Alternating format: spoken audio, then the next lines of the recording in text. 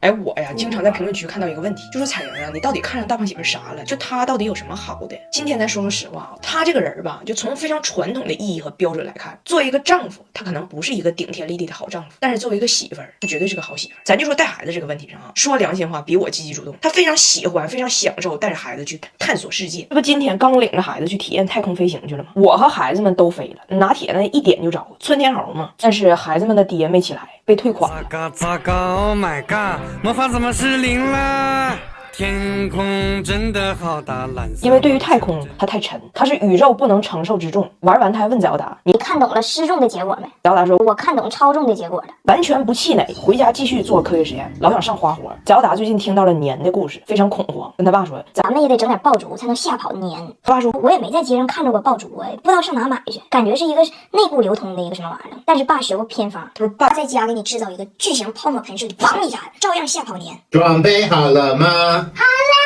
结果汉语实在是不好，买色彩的时候买错了，再加上有点抠，药水没买够，买家秀的呈现不太一样。他还跟早达说：“宝贝闺女，我觉得咱这不算失败，你仔细看看这屋，我觉得咱们肯定已经把年给吓跑了。”早达说：“可能吧，但是你吓跑之前把年给吓拉裤兜子了吧？像个大粑粑。”然后他有一点就是特别鼓励孩子自己动手，做出来啥他都夸。这不快过年了吗？孩子写出来啥破玩意儿他都给挂起来。早达不懂门上那个符为啥倒着挂吗？我说倒着挂就说明这东西到了。你写的那个字儿就到了，拿铁那么大点儿，他爸也跟他学毛笔字儿，写上春联了。虽然写的吧多少有点误差，红梅香小院，王冕下人间，但是也不错。王冕上春晚，上完下人间嘛。反正现在俺家就是中华文化兴趣熏陶的很盎然，但是我家这几位文人骚客多少有点被玷污了。这个还得是靠咱中国人都知道的雕牌，这雕牌除菌有氧洗衣液太好使了。就这个 SRP 因子，你别管什么墨汁、酱汁、辣油，衣服搁里头一泡一揉，轻松打包带走，除菌率99.99%，除螨率99.999%。给那些担心孩子卫生健康问题的妈妈们用这个可就放心了。墨香再加上雕牌的元气薄荷香，感觉俺家还挺好闻的。他在带孩子上还有很重要一点让我觉得值得借鉴的，就是我发现孩子在问我问题的时候，我特别喜欢直接给出答案。比如早达问我的时候，弟弟为什么叫拿铁？什么是拿铁？我也要做拿铁，我现场做拿铁。我要着急的时候，我可能就说我看你像拿铁，你家淘气大马猴来抓你，我可能就这个路数。但如果他问他爸就不一样。今儿早达问他爸，我的弟弟拿铁到底怎么做？大胖姐说，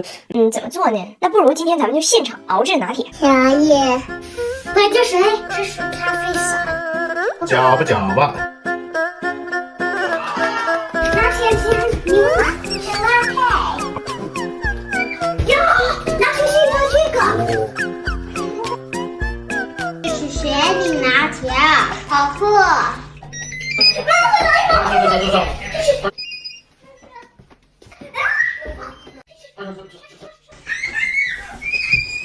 干啥呢？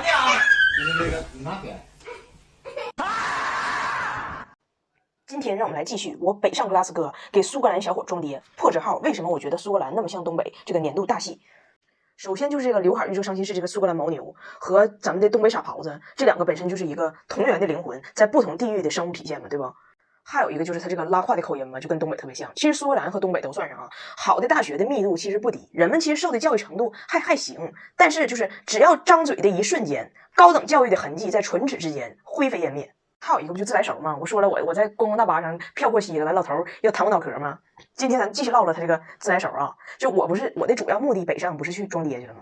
然后我在装爹的头一天呢，人家在那准备婚礼呢，我待没事，我去参加吃鸡大赛去了。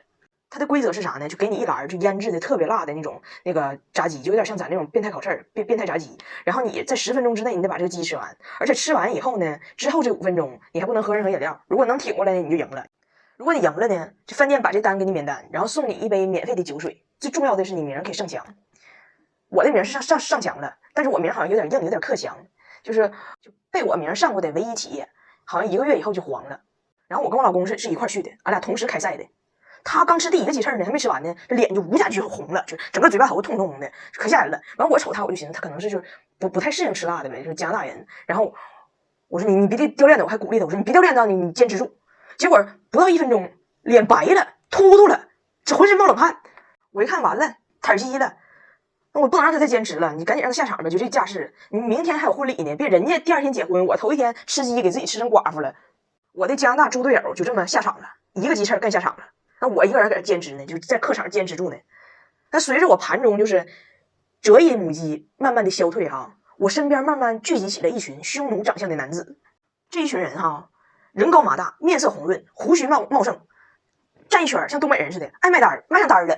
哎，当时我就感觉哈，我自己是站在就是在一圈关公面前的一个小供果，然后这一群苏格兰男子就搁这围观，看这个小不点子到底能不能把这一篮鸡翅给吃了吗？能不能赢吗？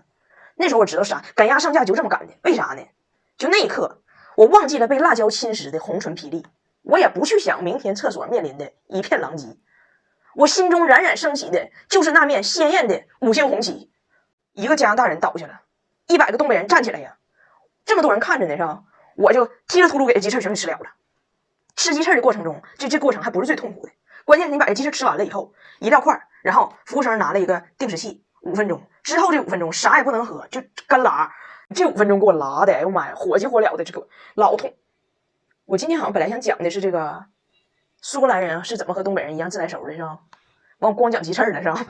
下一期给你讲讲，就这一群苏格兰男子是怎么自来熟，给我安排的妥妥的，当天完全不知道自己咋回家的啊！别着急。那个前几天我过生日了，我31了。对，我知道你们要说啥，别吱声。我31，正好我在这里问问大家，就是你们收着过的就最让你闹心的礼物是啥？我大胖媳妇的脑袋是一个千年难遇的僵硬老直男，他那个脑袋直到什么程度呢？我跟你说，你把他脑袋撬开，里边的脑回路出口都带收费站的，可走 ETC 数。我在英国的时候有一年过生日之前，他就贼眉鼠眼的，天天背着我，又比照又看订单的，跟我说我自己都为我自己想到的礼物感到自豪。你为这个家付出了这么多，每天做家务又做饭，我最心疼你的地方，我自己补偿不了，就得用它了。我一听这话说的挺跋扈啊！你说我面前的这个人，头发17根，16根泛白，上厕所朝右还跪下起不来，难不成今天他要变身我的霸道大总裁？结果那年我过生日那天，就是期待一天，下班总算回家了，一回家屋里放一大箱子，老大了，哎呀，包装的可好看了，我当时这个兴奋呢，一打开，锃亮一口锅。我说你不说你最心疼我的地方你补偿不了，就用它来补偿吗？他是怎么补偿的呢？我老公说，那个我最心疼你的地方就是你得天天咔着这个锅，咱家这锅嘎巴锅，然后老亢奋了跟我学说，这我给你买这锅老不粘了，我天天上商场看做实验做好几回了，就现场给你崩爆米花，不加油崩爆米花，崩完的锅哈蘸亮，就剩下点那个爆米灰，一吹没了。你说这总听说别人家老公就天天就赚钱理财投资商务社交，我老公怎么天天上商场看人家崩爆米花去？我当时就想，你是不知道我小时候看的崩爆米花是咋崩的，那属于军工领域的，地上直接做个炮兵，上火药属于。你就看那炮兵往地上一坐哈，就脸崩黢黑，咣咣一顿摇，每10分钟左右吧，大喝一句崩爆米花，然后就咣一声，一条街狗都疯了。当时给我气的，我当时寻思，我咋没让那苞米炮兵给他给崩了呢？就还一崩就剩点灰，一吹就没了，就用那个都不剩灰。然后他还一点看不出来我生气，还问我呢，媳妇儿，你说这礼物好不？哎，要不你晚上做点嘎巴锅的菜咱试试？媳妇儿，你会做拔丝地瓜不？媳妇儿，拔丝地瓜不？媳妇儿，哎，那是我第一次懂得了东北妈妈那句经典反问。我看你像拔丝地瓜，你看我像拔丝地瓜不？我让你拔，我让你拔丝，你跟地瓜过去吧，你管地瓜叫妈。然后到现在他也不知道他这礼物送的有啥毛病，很委屈。然后我一直以为这就是我收着的最憋屈的礼物，结果今年有人赶超了。今年过生日那天我拔智齿去了，拔完一嘴血，咬个破棉花，就是给我疼够呛。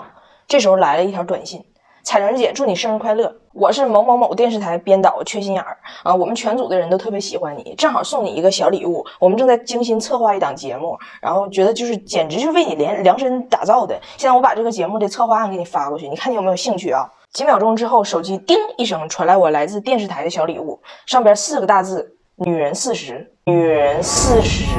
你都看了我是哪天的生日，你为啥不看一下我是哪年的呢？为什么女人40要来找我呀？为什么呀？你要真觉得我像40，你为啥不送点我可以改善我这张就是略显风尘的脸的东西，然后邀请我去就是女孩20呢？但是抗初老的东西不要瞎买，你要看它有没有有效的成分。